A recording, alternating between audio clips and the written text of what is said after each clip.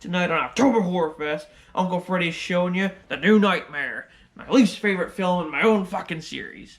And that's because this one is a movie within a movie. That's right, I play myself, and it doesn't make any goddamn sense. But Nancy returns, and we also have fucking John Saxton and a bunch of other assholes, and this annoying little kid. It's great. Let's fucking take a look.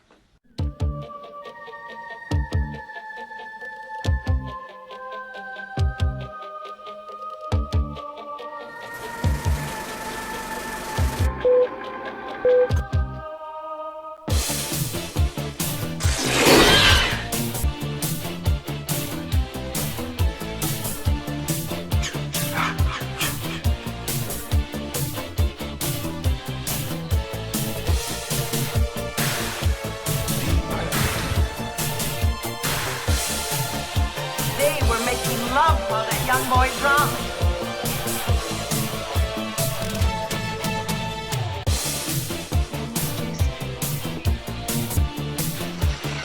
Trick or treat, motherfucker.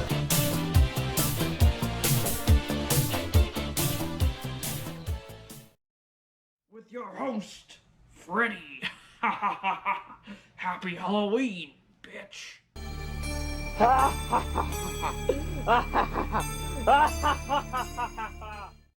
On this episode, I'll be checking out Wes Craven's New Nightmare.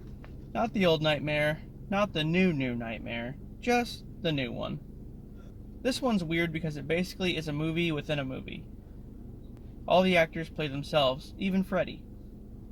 So, Heather Langenkamp, the actress who played Nancy, is living in LA with her husband Chase and their son Dylan, who, just by looking at him, is already annoying me. Her husband Chase does special effects on movies and is working on an animatronic Freddy glove for a new Freddy movie. When all of a sudden, the glove comes alive and kills a bunch of people on set. Oh, wait a minute. Never mind, that was a dream. So Heather wakes up from her dream, just in time to experience an earthquake. Hooray! Heather then sees a cut on Chase's finger that matches the one he got in her dream. So, that's a bit sketchy. Then, she gets a call from a fan who sings the classic nursery rhyme to her in a weird Freddy voice. You know, 1, 2, Freddy's coming for you. That whole thing. Heather meets up with Bob Shea, the head of New Line Cinema, about making a new Freddy film, and her reprising the role of Nancy. Not sure what to make of that, she goes back home where she finds her son watching the original film. Ooh, a movie within a movie. Then, he has a weird episode and freaks out. Well, yeah, you probably shouldn't be letting a little kid watch horror movies, idiot. Hearing this, Chase rushes home from work, which just so happens to be the new Freddy film. But, he falls asleep at the wheel and gets killed by Freddy's claw. At this point, John Saxton shows up, who played Nancy's father in parts 1 and 3, and he's concerned with Dylan's recent behavior. A bit later on, at Chase's funeral, Heather has another dream where Freddy shows up and tries to take Dylan. With her son's mental health circling the toilet, as well as her own, Heather goes to visit Wes Craven for advice. Why? I don't know. But what he tells her only makes shit worse.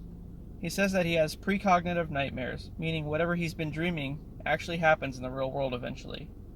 And this has been happening throughout the movie. He also says that when they were filming the original movies, they trapped an ancient supernatural entity within them, which got released after Freddy's Dead came out. Because I guess, as long as they were filming movies, it was trapped within them, or something. Now, the entity roams free, masquerading as Freddy, hoping to kill Heather so that it can enter the real world. Alright, well that's a bit confusing. Anyway, later on, at a daytime talk show, Heather meets up with Freddy actor Robert Englund, who shares some cryptic information about what's been going on. And then suddenly, he just disappears. After another earthquake, Heather takes Dylan to the hospital, where the staff sedates him. Yeah, that's probably the best idea. So Freddy shows up and kills Julie, Dylan's babysitter, and then he proceeds to sleepwalk out onto a busy highway. Heather arrives just as this is happening, and chases him all the way back to their house. And this is where shit gets even more weird. The dream world starts to merge with reality as John Saxton shows up and refers to Heather as Nancy. And then her house is all of a sudden on Elm Street. Heather accepts being Nancy just as Freddy crosses over into the real world and kidnaps Dylan. So she goes after him and ends up fighting Freddy in a boiler room. Go figure. Together, Heather and Dylan trap Freddy in a furnace, destroying the entity once and for all. And then they go back to reality, where a script appears on Dylan's bed which contains pretty much everything that just happened, having been written by Wes Craven. The end.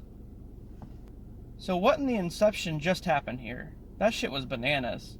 So there's like an evil entity that was trapped inside the original Nightmare movies, and it got out because they stopped making them. So Wes Craven wanted to make another one to trap it again, I guess. However, it got out and started to merge reality with the dream world, and the people who died in Heather's dreams died for real. I'm a bit confused, but whatever. And then, at the end, the whole thing was just a script, I guess? What the hell? Anyway, that's all I got for this one, guys. I'll see you next time.